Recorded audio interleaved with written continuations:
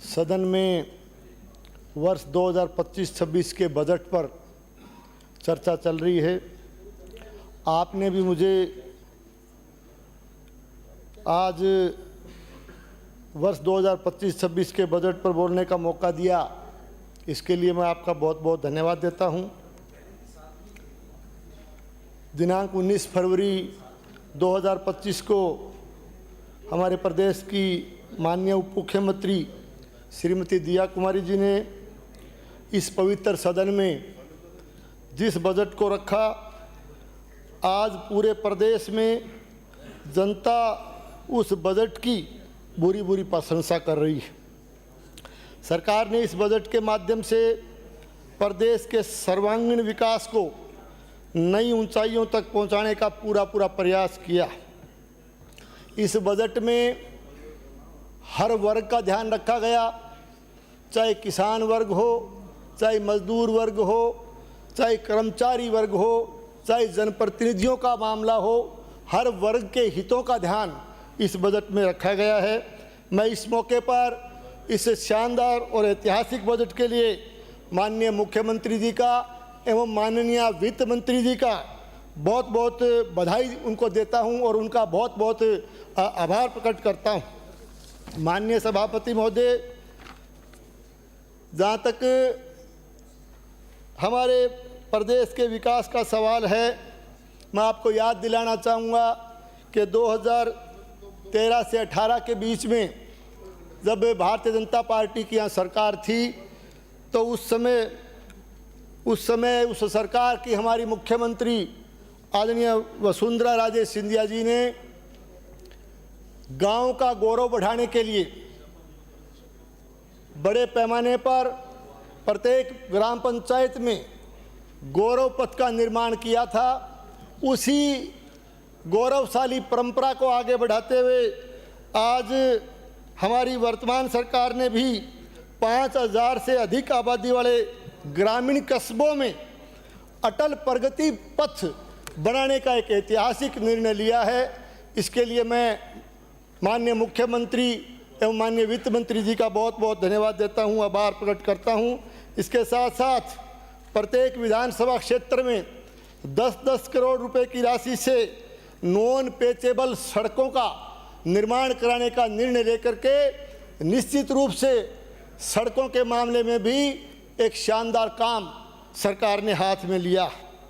माननीय सभापति महोदय, ग्रामीण क्षेत्रों में 20 लाख घरों में पेयजल कनेक्शन दिए जाने का प्रावधान करके निश्चित रूप से पीने के पानी की समस्या का समाधान करने का बीड़ा सरकार ने उठाया है। इसके साथ साथ 1000 ट्यूबवेल, राजस्थान प्रदेश में 1000 ट्यूबवेल और 1500 हैंडपंप लगाने का भी ऐतिहासिक निर्णय इस बजट के अंदर लिया गया है।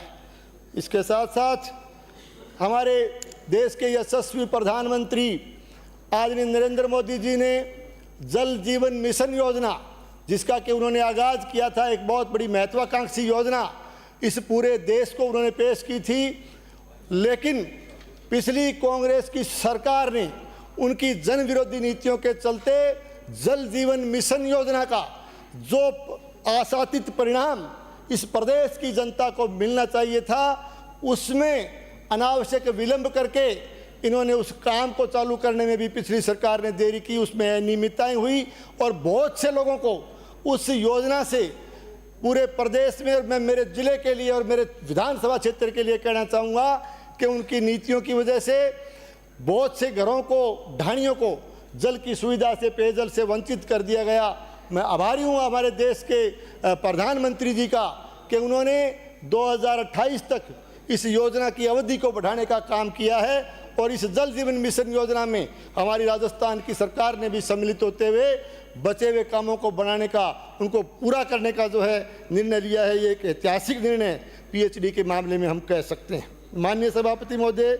मुख्यमंत्री निःशुल्क बिजली योजना के लाभान्वितों के घरों पर निःशुल्क सोलर प्लांट्स लगा करके 150 यूनिट बिजली प्रतिमाह निःशुल्क देना, ये कोई छोटी बात नहीं है। ये एक ऐतिहासिक काम बिजली के क्षेत्र में इस बजट के अंदर हुआ है।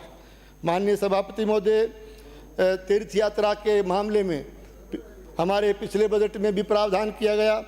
इस बजट में भी 6000 वरिष्ठ जनों को हवाई मार्ग से यात्रा करवाने का और 50,000 जो है तीर्थयात्रियों के लिए जो है एसी ट्रेन से उनको तीर्थ यात्रा करने का प्रावधान निश्चित रूप से एक ऐतिहासिक कदम इस बजट में हमारी सरकार ने उठाया।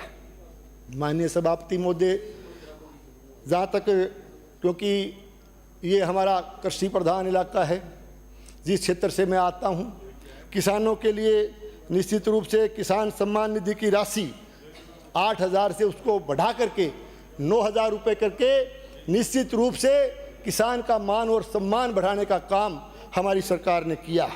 इसके साथ साथ गेहूं के समर्थन मूल्य पर जो बोनस जो दिया पिछले बजट में भी प्रावधान किया, उस बोनस को बढ़ा करके 150 रुपये करने का प्रावधान करके किसान के हितों की रक्षा करने का काम हमारी वर्तमान सरकार ने इस बजट के माध्यम से हाथ में लिया है।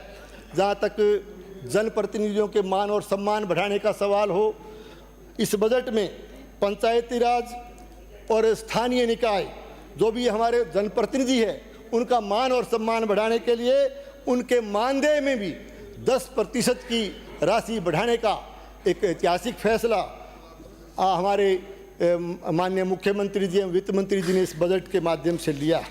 माननीय सभापति महोदय, मैं इस बजट में मेरे विधानसभा क्षेत्र का भी के लिए भी अनेक घोषणाएं हुई।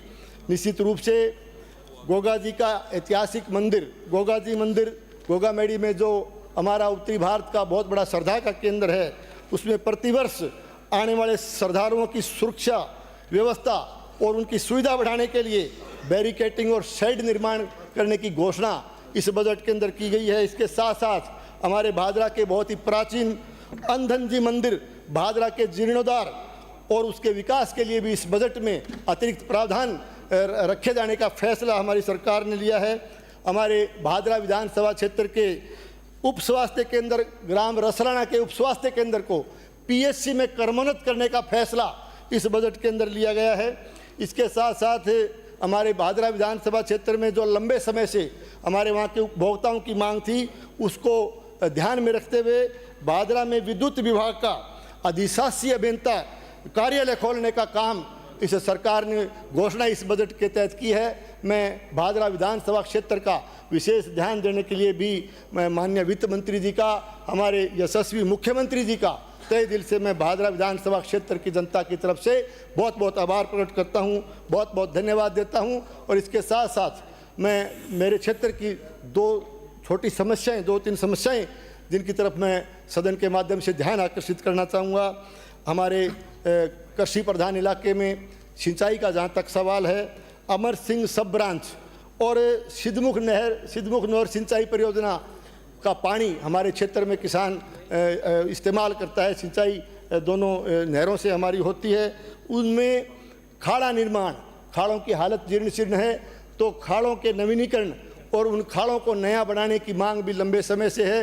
तो मैं मांग करता हूं आपके माध्यम से कि खाड़ा निर्माण के लिए इन दोनों सिंचाई परियोजनाओं में जो है बजट देने की कृपा करें। और इसके साथ साथ भादरा में एक बाईपास की घोषणा पिछले बजट में की गई, उसमें कुछ शेष कार्य जो बकाया था, जैसे भादरा राजगढ़ से भादरा सावा रोड तक उस बाईपास की घोषणा पिछले बजट में की गई। अब मैं मांग करता हूं कि भादरा सावा से भादरा नोड तक, इस नोर रोड तक इस बाईपास को बढ़ाने की आप कृपा करें। और साथ में क्योंकि वहाँ रेलवे की लाइन है, वहाँ रेलवे ओवरब्रिज बनाया जाए, ये मैं आपके माध्यम से मांग करना चाहता हूँ। शहर भादरा में भी पानी की निकासी, बरसाती पानी की निकासी के लिए ड्रेनेज की स्वीकृति प्रदान करने की कृपा करें। आपने समय दिया, इसके लिए बहुत बहुत धन्यवाद।